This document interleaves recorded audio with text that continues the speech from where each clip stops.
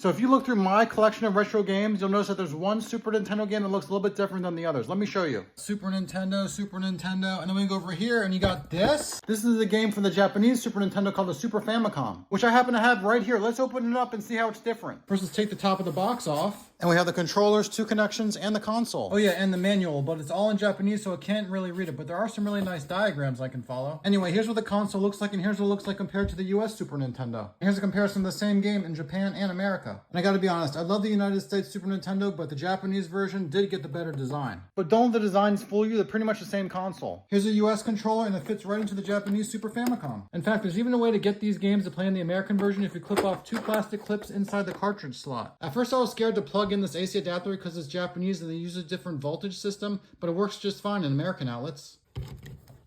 The connection to the TV is identical. There is one advantage that the American controller has over the Japanese controller, and that is the cord in the Japanese controller is just too short.